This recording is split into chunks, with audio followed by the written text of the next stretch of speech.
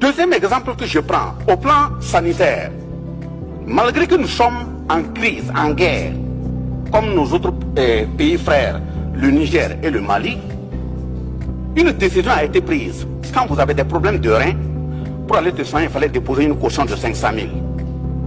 Le chef de l'État a pris un texte, cette caution de 500 000 a été annulée. Ce n'est pas un droit humain, pas la défense des droits humains. Deuxième exemple, au niveau de l'approche communautaire, dans une période de crise, on a payé 15 cliniques mobiles pour l'ensemble des régions de notre pays. Les populations ne se déplacent plus pour venir à Ouagadougou à propos de la pour se soigner. Dans chaque région, il y a une clinique entièrement équipée sur place. Il n'y a plus de défense des droits humains que ça. Troisième exemple que je prends, au niveau de l'assurance maladie universelle, permettant aux populations, y compris le secteur informel, de cotiser 4 000 francs par an.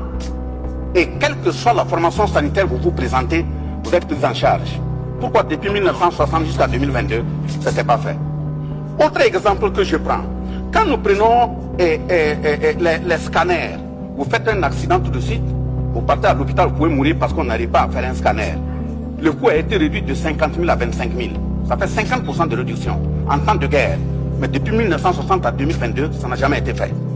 Je prends, comment dirais-je, on vient de lancer le recrutement appelé opération 1000 x 5.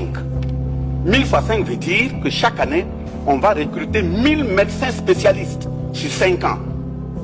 Depuis 1960 à 2022, ceux qui ont implanté leur démocratie là, ça n'a jamais été fait.